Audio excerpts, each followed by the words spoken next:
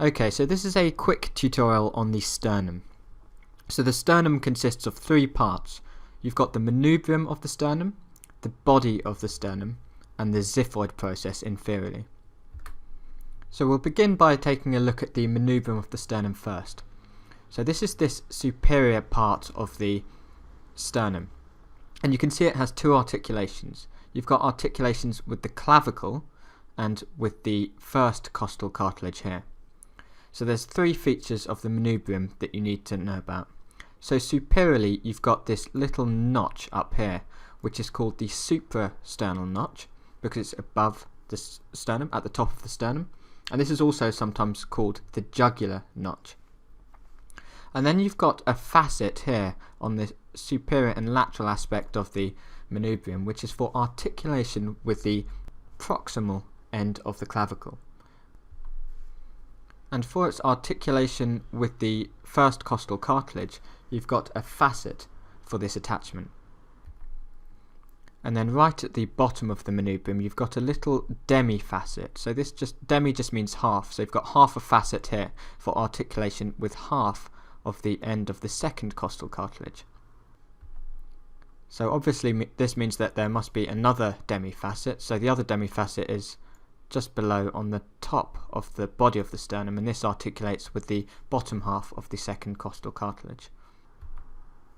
So on the manubrium, you've got the sternal notch superiorly, then you've got facets for articulation with the clavicle and the first costal cartilage, and then you've got a demi-facet at the bottom of the manubrium for articulation with the top half of the second costal cartilage. And importantly, where the manubrium meets the body of the sternum, you get this angle called the sternal angle. And this angle is often called the angle of Louis, and it's an important anatomical landmark. So I'll do another tutorial which talks about the important structures that can be found at this sternal angle.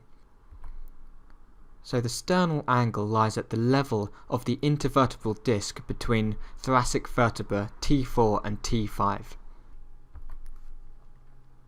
So moving on to the body of the sternum, you've got this large flat bone, and along its lateral edges it's got articulations for the costal cartilages. So remember the demi-facet at the top of the body of the sternum for articulating with the bottom half of the second costal cartilage. There's also a demi-facet at the bottom end of the body of the sternum, and this articulates with the top half of the last true rib, so the seventh rib. So remember, you've got 7 true ribs, so 1, 2, 3, 4, 5, 6, 7. And these ribs have their own costal cartilage for articulating with the sternum. So at the top, you've got the demi-facet articulating with the second costal cartilage, and then you've got facets for articulation with ribs 3, 4, 5 and 6. And then right at the bottom of the body of the sternum, you've got another demi-facet articulating with the 7th costal cartilage. So the other demi-facet lies on the xiphisternum. So the xiphisternum is this little process at the bottom of the sternum, inferiorly on the sternum. And between the body of the sternum and the xiphoid process, you've got this fibrous joint. So that's all there is to it really. That's the a brief outline of the sternum.